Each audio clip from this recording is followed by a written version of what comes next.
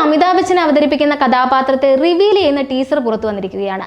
മഹാഭാരതത്തിലെ ചിരഞ്ജീവിയായ അശ്വത്ഥാമാവ് എന്ന കഥാപാത്രത്തെയാണ് ബച്ചൻ ചിത്രത്തിൽ അവതരിപ്പിക്കുന്നത്. ബച്ചന്റെ വ്യത്യസ്തമായ ഗെറ്റപ്പും ഡി-ഏജിംഗ് ടെക്നോളജി ഉപയോഗിച്ചുള്ള ചെറുപ്പകാലത്തെ വേഷവും ടീസറിൽ കാണാം. നിങ്ങൾക്കൊരിക്കലും മരണമില്ലേ എന്ന ചോദ്യത്തോടു കൂടിയാണ് ടീസർ ആരംഭിക്കുന്നത്. ടീസറിൽ അമിതാഭിന്റെ ക്യാരക്ടറിന്റെ നെറ്റിയിൽ തൃക്കണ്ണ് പോലെ തോന്നിപ്പിക്കുന്ന ഒരു മുറിവുണ്ട്. ടീസറിന്റെ അവസാന ഭാഗത്തേക്ക് എത്തുമ്പോൾ ആ മുറിവിൽ നിന്ന് പ്രകാശം സ്ഫുരിക്കുന്നത് കാണാനാകും. അത്തരം ഒരു മുറിവ് എന്താണെന്ന് പ്രേക്ഷകർക്കും സംശയമായിട്ടുണ്ട്. അത്തരം കമന്റുകൾ ടീസറിന് താഴെ കാണാനാകും. അതിന് ഉത്തരം കിട്ടാൻ മഹാഭാരതത്തിലെ ചില കാര്യങ്ങൾ കൂടി മനസ്സിലാക്കേണ്ടതുണ്ട്. മഹാഭാരതത്തിൽ പറയുന്നതനുസരിച്ച് അശ്വത്ഥാമാവ് അതിബുദ്ധിമാനാണ്.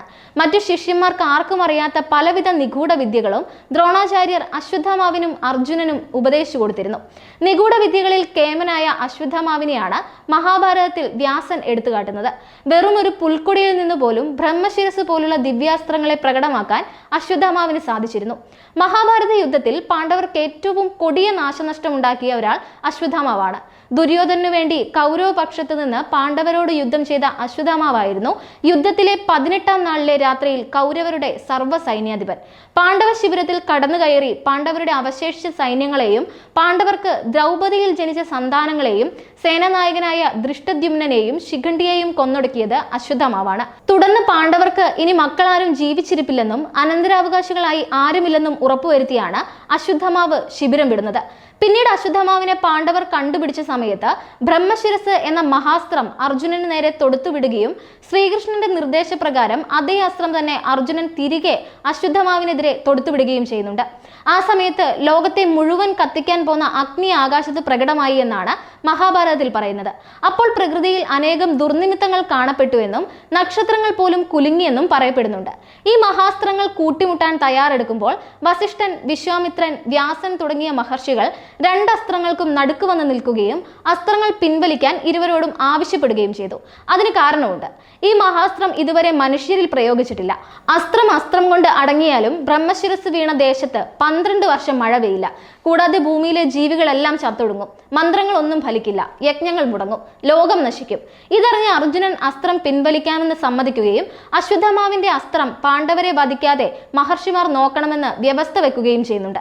മഹാനായ അസ്ത്രജ്ഞന് മാത്രമേ ബ്രഹ്മശിരസ് പിൻവലിക്കാൻ സാധിക്കൂ. മറ്റുള്ളവർ അതിന് ശ്രമിച്ചാൽ പ്രയോഗിച്ച ആളുടെ തന്നെ മരണത്തിന് കാരണമാകും. അർജുനൻ മികച്ച ഒരു അസ്ത്രജ്ഞനായതുകൊണ്ട് ബ്രഹ്മശിരസ് പിൻവലിക്കാൻ സാധിച്ചു. എന്നാൽ അസ്ത്രം തിരിച്ചെടുക്കാനാകാതെ അശ്വത്ഥാമാവ് കുഴങ്ങുകയായിരുന്നു. തനിക്ക് അസ്ത്രം വഴങ്ങുന്നില്ലെന്നും മറ്റാരുടെയെങ്കിലും നേരെ തിരിച്ചുവിട്ട് പാണ്ഡവരെ ഒഴിവാക്കാമെന്നും അശ്വത്ഥാമാവ് ഋഷിമാരോട് പറയുന്നുണ്ട്. ഋഷിമാർ അത് സമ്മതിക്കുന്നുമുണ്ട്. ഇതോടെ അശ്വത്ഥാമാവ് അസ്ത്രത്തെ അർജുനന്റെ പുത്രനായ അഭിമന്യുവിന്റെ ഭാര്യ ഉത്തരയുടെ ഗർഭത്തിലേക്കാണ് തിരിച്ചുവിടുന്നത്. പാണ്ഡവരുടെ ഇനിയുള്ള ഏക രാജ്യാവകാശി ഉത്തരയുടെ ഗർഭത്തിൽ വളരുന്ന പരീക്ഷിത്താണ്. അത്തരത്തിൽ പരീക്ഷിത്ത് കൂടി മരിച്ചാൽ പാണ്ഡവരുടെ വംശം നശിച്ച് ഉന്മൂല നാശം വരുമെന്ന് കരുതിയാണ് അശ്വത്ഥാമാവ് അങ്ങനെ ചെയ്യുന്നത്.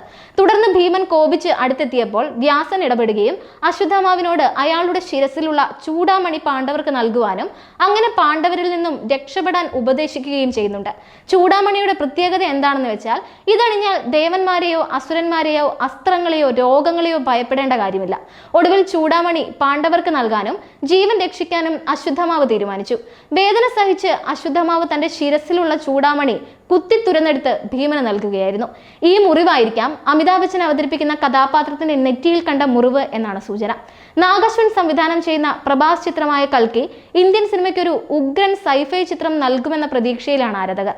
കൽക്കി 2898 AD എന്നാണ് ചിത്രത്തിന്റെ മുഴുവൻ പേര്. പ്രൊജക്ട് കെ എന്നായിരുന്നു താൽക്കാലികമായി ചിത്രത്തിന് പേര് നൽകിയിരുന്നത്. 110 കോടിക്കാണ് ചിത്രത്തിന്റെ ഹിന്ദി ഡിജിറ്റൽ റൈറ്റ്സ് മാത്രം വിറ്റുപോയിരിക്കുന്നത് എന്നാണ് പുറത്തു വന്നിട്ടുള്ള വിവരം. ദീപിക പദുക്കോണാണ് ചിത്രത്തിൽ നായികയായി എത്തുക.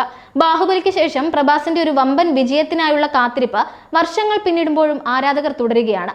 ബാഹുബലിയുടെ 2 ഭാഗങ്ങളും തിയേറ്ററിൽ ഉണ്ടാക്കിയ ഓളം സൃഷ്ടിക്കാൻ മറ്റൊരു ചിത്രത്തിനും കഴിയാത്തത് തന്നെയാണ് ആരാധകരുടെ വിഷമം.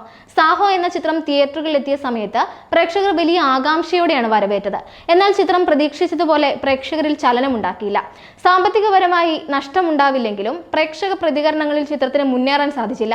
പിന്നീട് രാധേശ്യാം എന്ന ചിത്രം തിയേറ്ററിൽ എത്തിയപ്പോഴും ഇത് തന്നെയായിരുന്നു അവസ്ഥ. പിന്നാലെ ആദിപുരുഷം എത്തിയെങ്കിലും വമ്പൻ തകർച്ചയാണ് നേരിട്ടത്. പിന്നീടെത്തിയ സലാറാണ് സമ്മിശ്ര പ്രതികരണം നേടി മെച്ചമുണ്ടാക്കിയത്. കമൽഹാസൻ, ദിഷ പട്ടാനി തുടങ്ങിയവർ കൂടി വേഷമിടുന്ന ചിത്രത്തിൽ ക്യാമിയോ റോളുകളിൽ സൂര്യയും സൽമാൻ ഖാനും എത്തുന്നു എന്ന റിപ്പോർട്ടുകളും പുറത്തു വന്നിട്ടുണ്ട്. 600 കോടി ബജറ്റിൽ ഒരുക്കുന്ന ചിത്രത്തിൽ 8 മാസം നീണ്ടുനിന്ന VFX വർക്കാണ് നിലവിൽ നടത്തിയിട്ടുള്ളത് എന്നാണ് വിവരം.